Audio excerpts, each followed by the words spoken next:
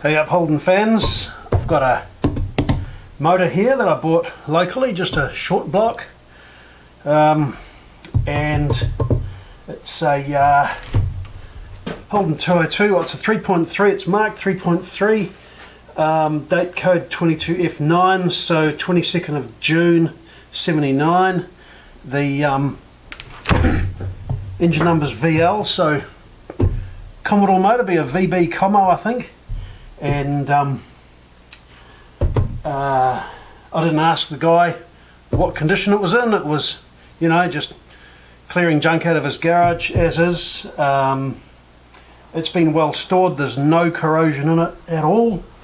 I didn't ask the guy what state it was in because he could tell me any old thing. If he told me how good it was, I'd pull it apart to see how good it was, and if he told me how bad it was, I'd pull it apart to see how bad it was. So I've stripped it down, and it all checks out pretty well. The first thing I checked was the bottom of the sump. It's got clean oil in it, there's very little gunk in the bottom of the sump, and there's no kind of metal flakes or anything, so that's good. The bores are really good. It's been bored 60 thou over, I think, 60? Yeah, 60 thou over. And so the first thing I look at is the state of the bores. The bores are really good. They check out with just under 1/1000th of an inch of wear, which is half a thou on each side, so that's pretty good. And if we measure the very top of the bore, we get what it was rebored to. This is a finicky thing to use, but it does give really good readings, and you find out exactly what's going on. So tricky, but really good to have. Not the most common tool out there, and we get exactly 3.6 75 85 86 87 88 3.688 at the top, and if we just go just below the top ring where they wear the most, we'll get a slightly different reading. Touchy thing to use.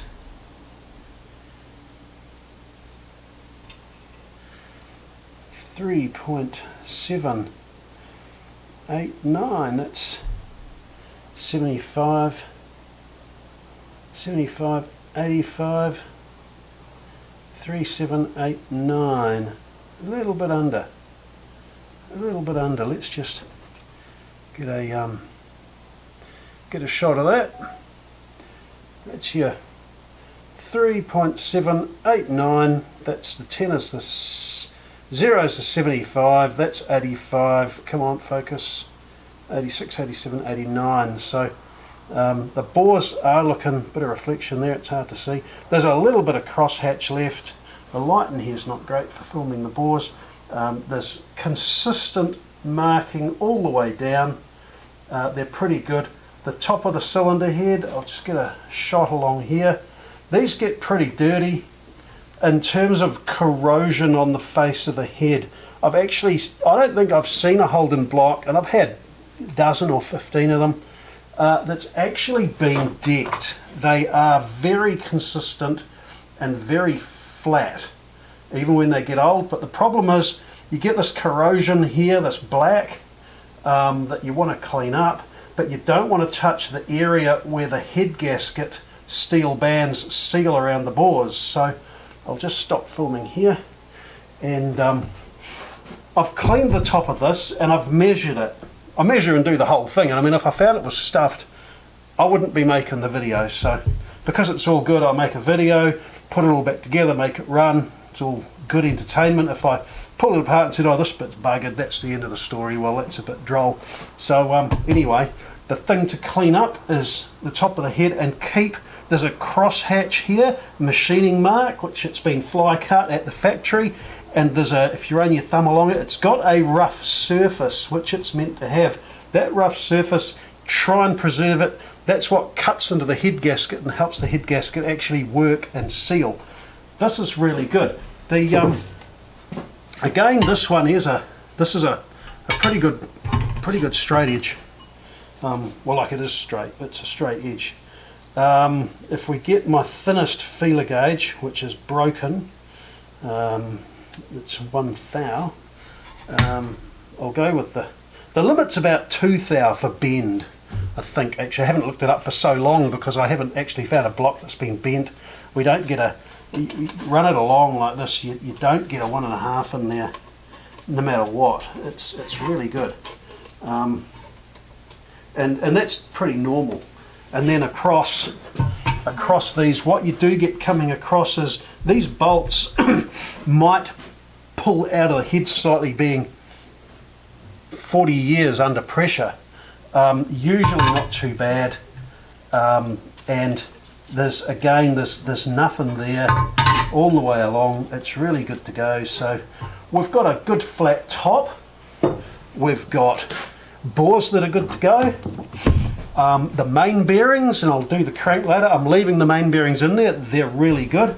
Let's have a quick look at the mains and underneath. I haven't checked this block out to check the differences in the casting, whether it's like an old red block 202 casting or whether it's a blue black block. I've never found a difference between the blue and the black block. I haven't had a really good look, and I might this time around, to see if there's a difference between the red block and the black block. I actually think these ribs here are different, so this might be the actual blue black casting painted red. No idea, pure conjecture. The main bearings are really good. Let's I'll just take a bit of the mains. They're very slight mark on that one.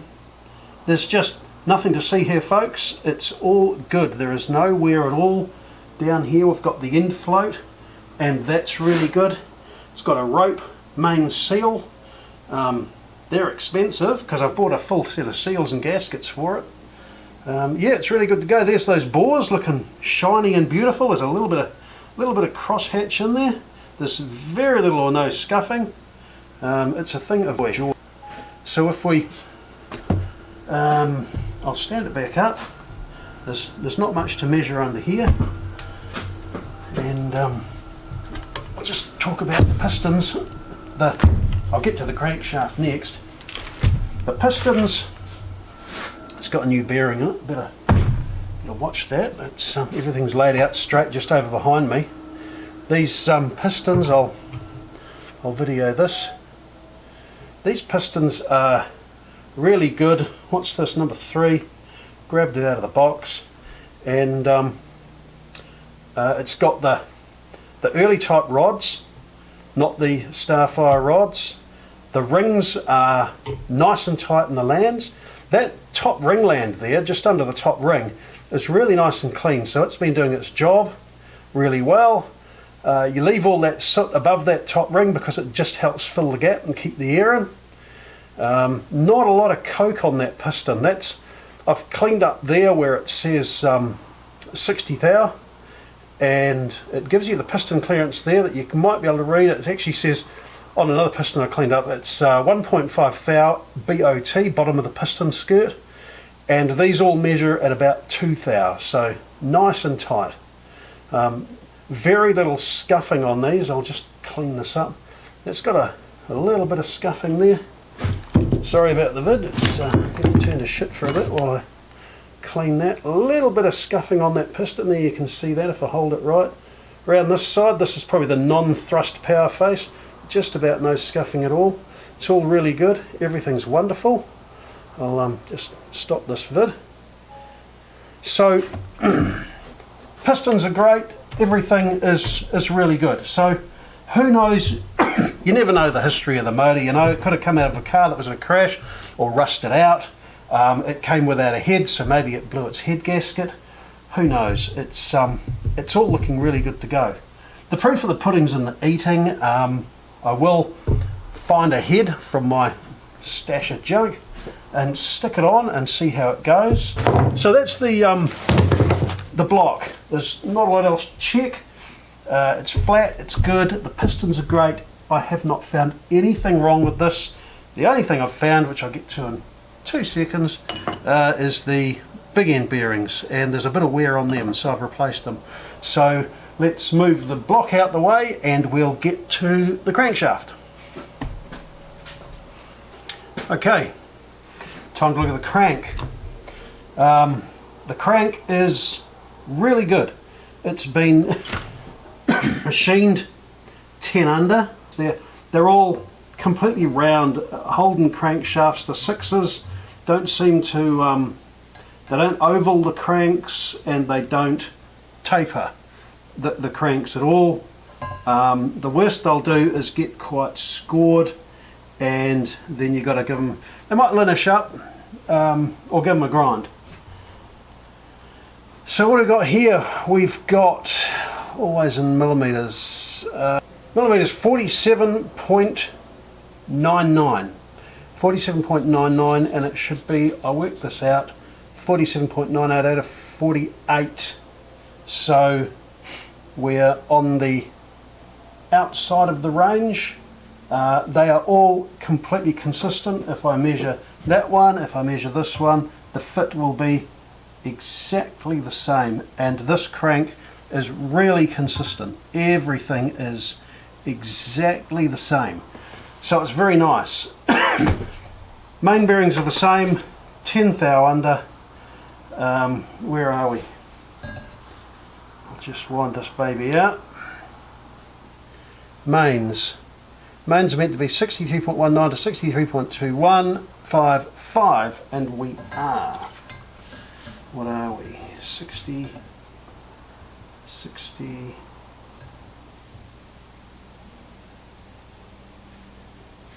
that's it, 63.21. I've converted everything. What should we be? 63.19 to 63.2155. So we're 63.21. We are dead perfect the same on all of them. They're all the same. They're all completely linear. They're all round, not oval. They're all good to go. The condition of the thing is really nice. This actually, scoring's quite common, and we've got like no scoring, sort of one little score in the middle of that one. The big ends are usually worse than the mains. These are all really good, and I have in my day removed out of, I don't know, dozen, 15 engines, I have removed 2 absolutely mint crankshafts from worn out engines, which means that those crankshafts always had oil, never touched the metal to metal, and were always really good. So let's just film a guided tour of this rascal. I mean, you can't really tell from a video. That's that one with the score right there. Apart from that, the whole thing is generally pretty darn good. I haven't cleaned this up or linished it or anything. It's all absolutely good to go. So let's measure the I need the bearings. Let's measure the crankshaft clearance. What we're going to need is, we need a dab of grease. We'll do number 1.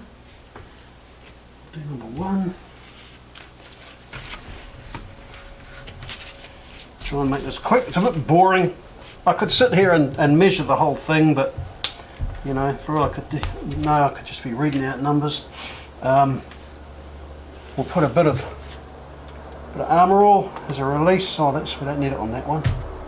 Need it on the other one. So we'll measure on the power face of the crank. We want that facing forward.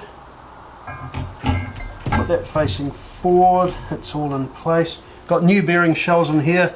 I measured it all with the old bearing shells.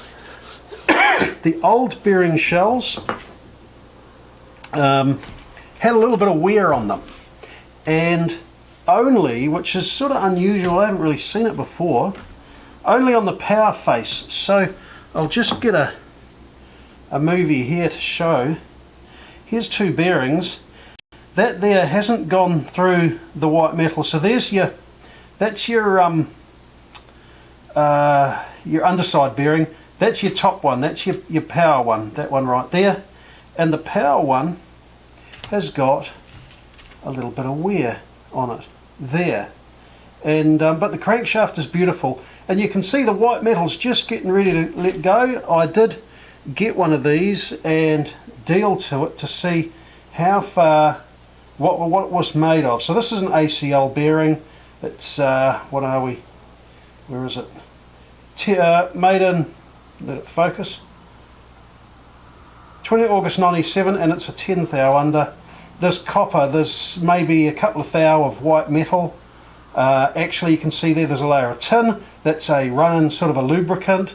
Then you hit the white metal, and then under that you've got some copper. So this one was cylinder number 1. It was about the worst, although they're all fairly similar, but the crankshaft is absolutely perfect. So I put new bearings in it. The old bearings, they all measured about 2 thou of oil clearance. The limits are 1 thou to 2.5 thou. What we need to do to measure this is we need a little bit of plasti gauge. This is actually ACL flex gauge, good old ACL. Thank you very much for continuing to make Holden parts. This stuff's a pest to handle, but it's good stuff. So we'll put a dab of grease on there to hold it on the crank, and we will grab a bit of flexi gauge, stick it on the crank pin, and wind up the big end. That faces forward. The shells are pressed home pretty well. Put the, come on.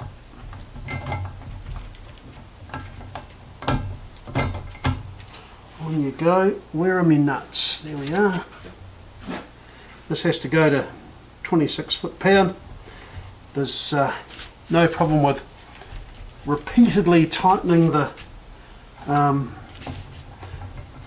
conrod bolts up and down. They're nothing special. Finest Holden product. What are we? 26.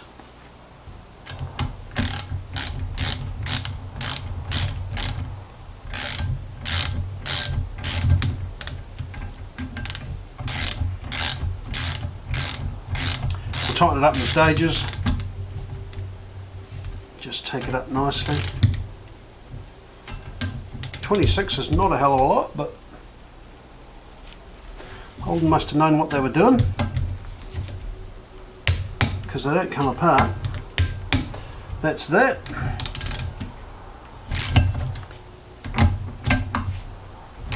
Pull it apart and we'll see how flat the plasti gauge is. I've measured all of these.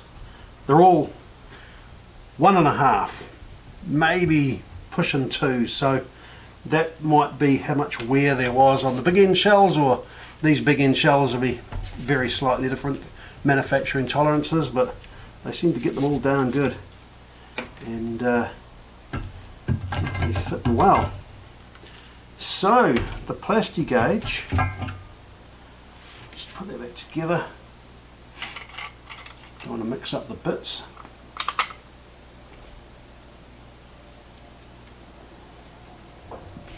The plasti gauge will have squashed flat, so I'll get a video of this with the phone. It has indeed, and if we look at it, we'll see that we have a reading, and the reading in thou is here. There's the plasti gauge, it's squashed flat, and that's 0.025, it's bigger than that, that's 0.002. So a little bit, that's about it. It's bigger sort of at this end, but it's definitely not 0.015, but stretch of the imagination, somewhere between 0.0015 and 2 thou. So it's within tolerance, it's good to go. And in really good nick. I would not expect any trouble with that for a very long time. So that's all good to go. Let's move on to the camshaft and the oil pump. Right, we'll talk about the cam. And this one's got the alloy cam, which is a good thing. The the cam's in really good shape. There is no sign of any kind of undue wear on the lobes. They've all got that nice pattern on them, all exactly the same. They're all exactly the same height. I have measured the lift on the lobes, and they're all 1/3 of an inch. And 1/3 of an inch lift, it doesn't sound a lot when you're thinking about Chevy 350 or LS, but the valves in the cylinders are smaller on this. 1/3 of an inch is a standard lift. So it'll just be a standard cam, obviously been reground or replaced when the motor was rebored, and it's in wonderful condition. The lifters are exactly the same.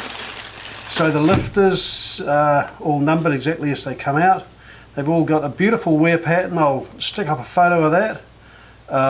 It's a really nice wear pattern, and they've all got a nice, you can just pick it with a straight edge, they've got a nice dome on the top. The straight edge will rock across the top of that lifter from side to side just a tiny bit, which is exactly how they need to be. It makes them rotate in use and spread the wear. So the lifters are great and the cam is great, and that's awesome. It'll all go back in exactly as is and do a great job. The next thing we've got to look at is the oil pump.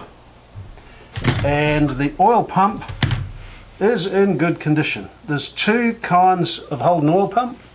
You got the thickness of the pump body there. The earlier ones like maybe pre-1970 are about 1/4 of an inch thinner. So the later ones do get called a high volume oil pump, but actually they're just a bog standard pump. The only thing that really goes wrong with these, you get a bit of scoring on the end of the gears and on the housing. That's absolutely fine. The only thing that goes wrong is this roll pin in the drive cog gets it can flog out and get loose, and in that case that's buggered and you'd be up for a new oil pump. And they are available. JP make them, and they call them a high flow pump, or any good second hand one. If it went this long it might just go forever. So this pump, the only thing to measure on them is the end clearance on those gears, and the gears stick out they're meant to stick out proud about 2/1000 of an inch. If we measure an old piece of gasket, here's an old piece of gasket here, we'll measure that, see what we get. We get a bit over 1/4 of a millimetre. So 1/4 of a millimetre, that's 10 thou. Gears stick out 2 thou. There's plenty of wiggle room, not much room for the oil to get through. So if we check our clearance, it's meant to be 2 thou with a straight edge. Don't have to be too scientific over this. And there, that's more than 2 thou. That's about 2 thou. We'll go through, see what we get. That's reluctant. It's a bit loose. Might be 4. 4's fine. 4's nice. Still got a bit of room to move in there. Where's my 4? It's never there when you want it. 6, 4. 4 up here.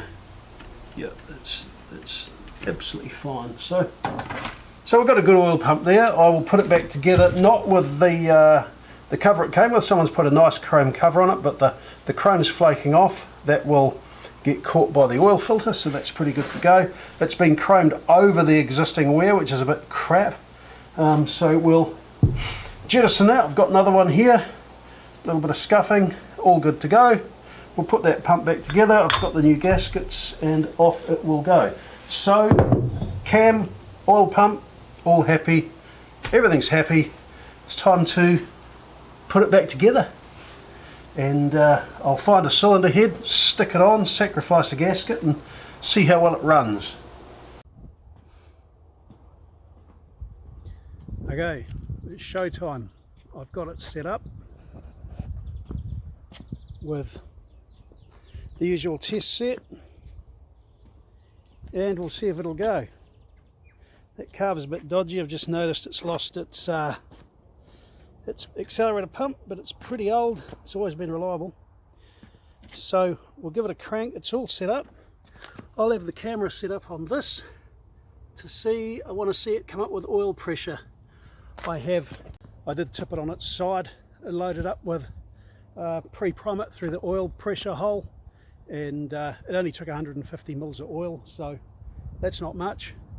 We'll see what we get when we crank it. That's the important thing. Once it's running and the oil pressure's up, the lifters will tell us the story, and away we go.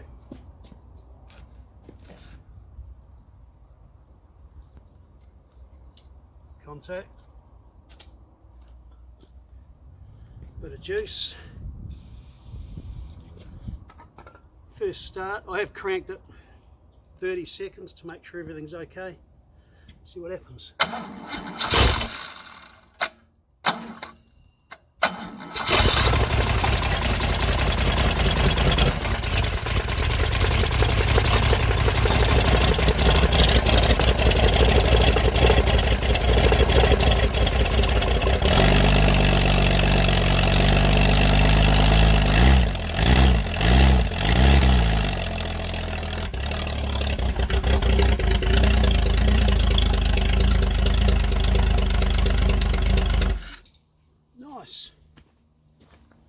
Looks like it's leaking a bit of water from somewhere. Oh well, it runs. I'll give it a good run now, see what happens. Alright, that was a good successful engine startup. I had cranked it for about 30 seconds, had everything well staged, and off it went, which was good. But rough settled down, oil came up, lifters came up, and it was all good. It was leaking a little bit of water, I'll get to that in a minute. After it had run, I did the compression tests, and they were front to back 185, 190, 185, 185, 185, 195, so that was pretty good.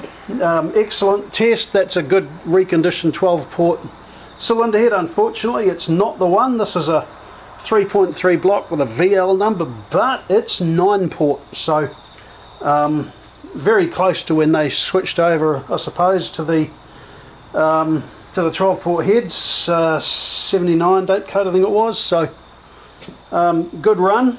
I'll run through. There was water leaking out of it. That's because it had the 12 port head on the 9 port block.